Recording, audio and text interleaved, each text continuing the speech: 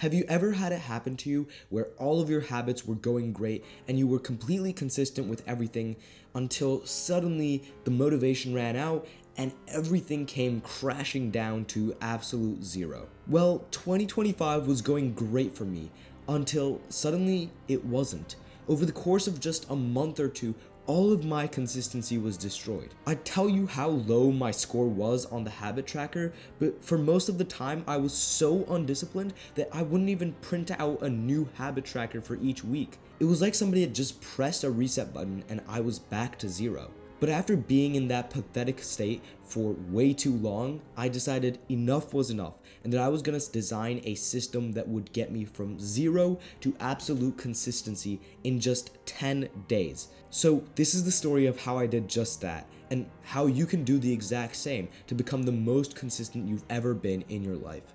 Oh, and did I mention the part about running a half marathon with absolutely no training? All right, so tomorrow is going to be day one. I'm going to need to wake up at 5:45 a.m. to get to a half marathon. I signed up with like a week's notice.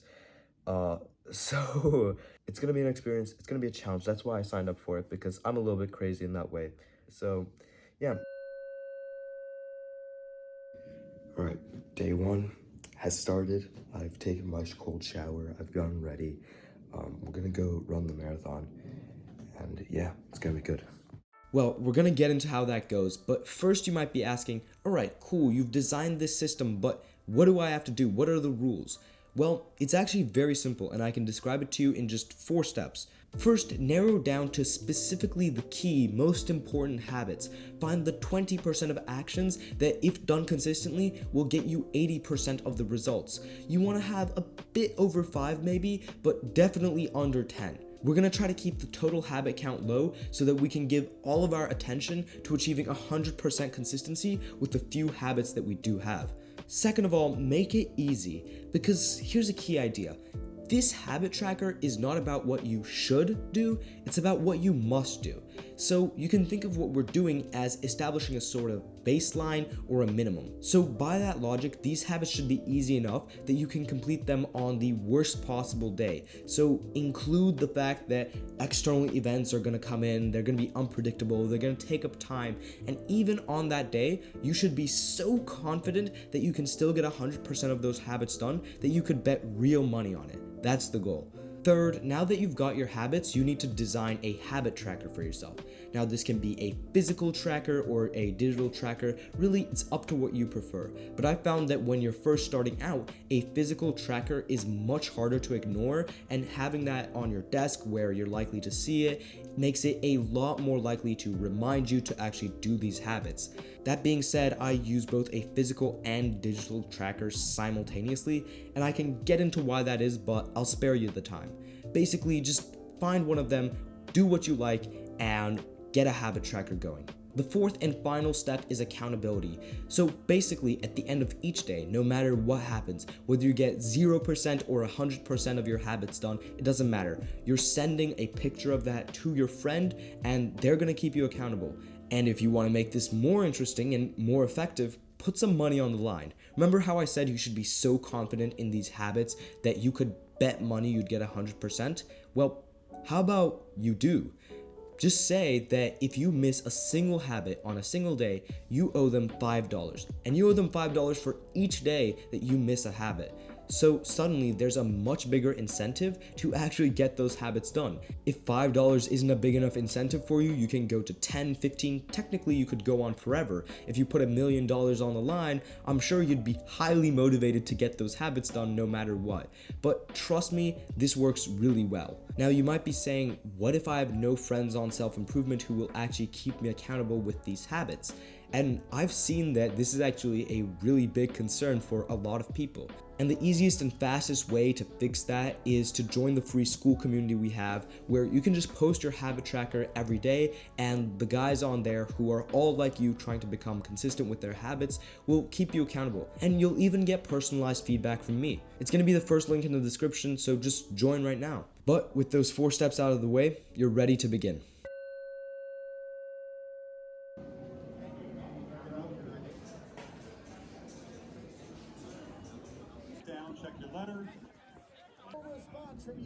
The half marathon started off great. About a third of the way through. Honestly, not feeling tired like at all, which is good. The road here is rocky, so they're all lined up on the middle.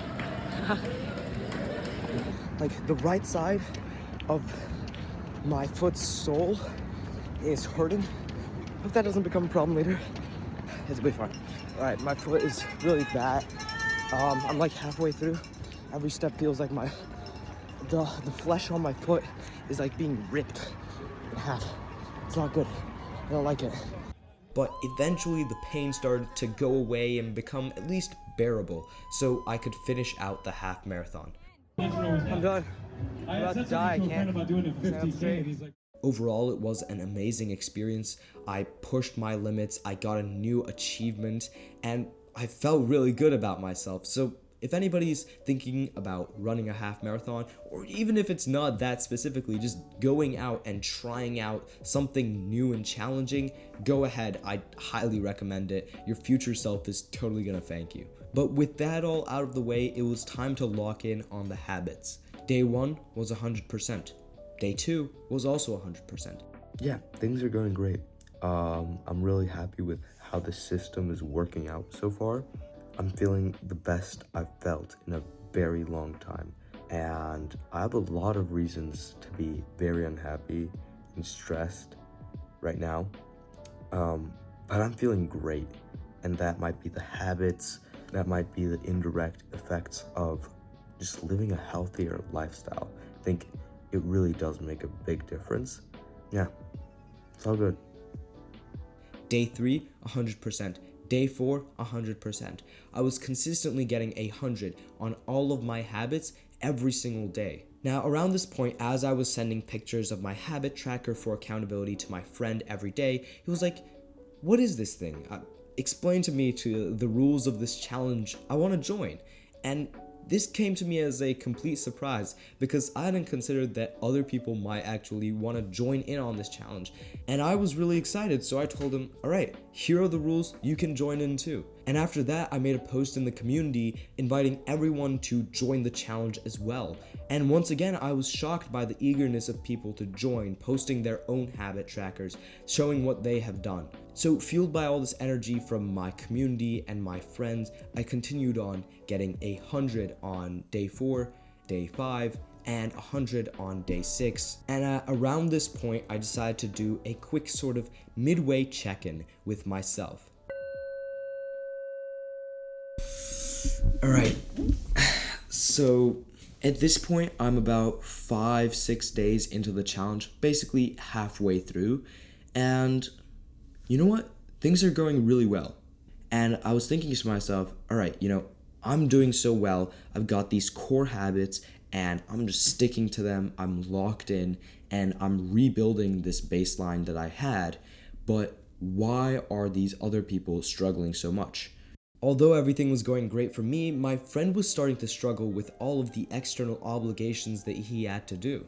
And I was stumped because he seemed to be following almost all of the guidelines that I had set out, but even still, he was struggling to be consistent. And I wanted him to succeed, but I couldn't quite see where he was going wrong. So this gave me something to think about, a problem to solve in the back of my mind as I continued to go on with my habits and continued to observe how everybody else also did in this challenge.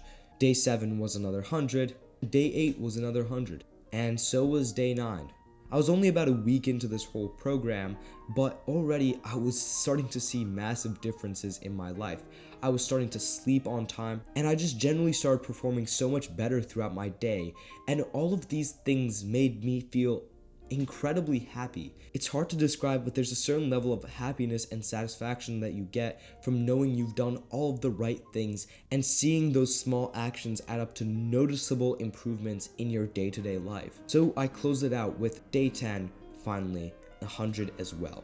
And you might be thinking, what a terrible story. He just said he would do all the habits and did all the habits. There were no difficulties, no trial, no tribulation. Well, yeah, maybe if this was a show that was gonna go on Netflix, I would have it designed like that, where it would have the normal story arc and there would be these difficulties along the way, but it shows that real life isn't necessarily like that. If you can create a good enough system and you have the right knowledge and you have the discipline to go through with something like this, it's not actually that hard to start becoming consistent with your habits.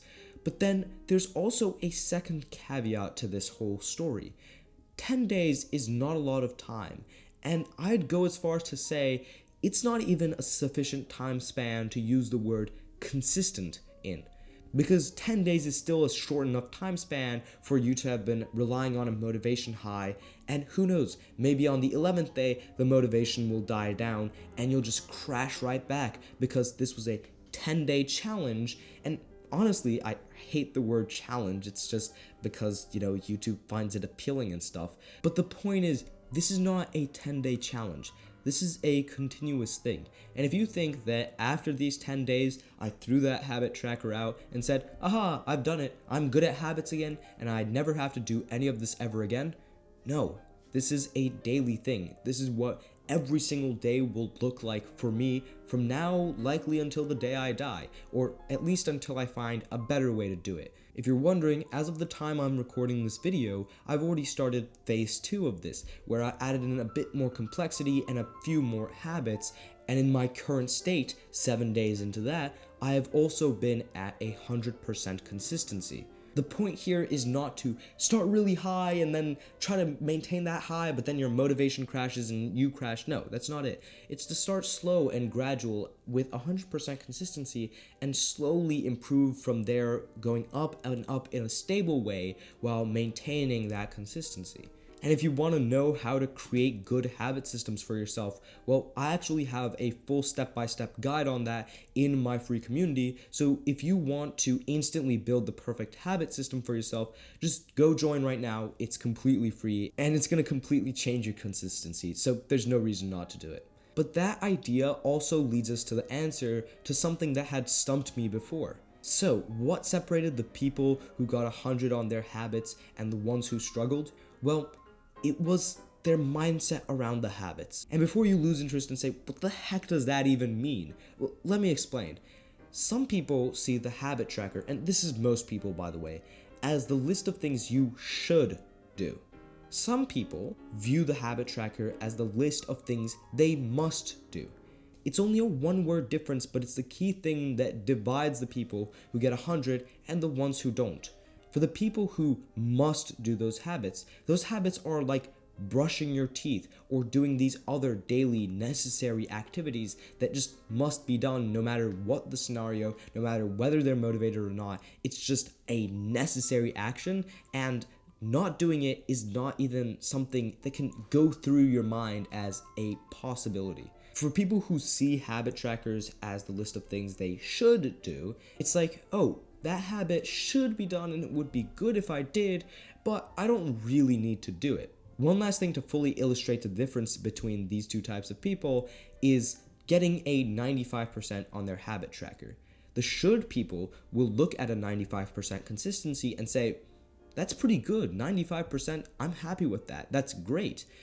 But the must people will say, damn it, why was it not 100? It should have been 100. Because for them, it's like 100 or failure. The expectation is 100, and anything below that is bad. They have to get 100. And that sort of mindset is what allowed me to succeed. That being said, YouTube has some videos it probably recommends for you. It's on one of these sides or both.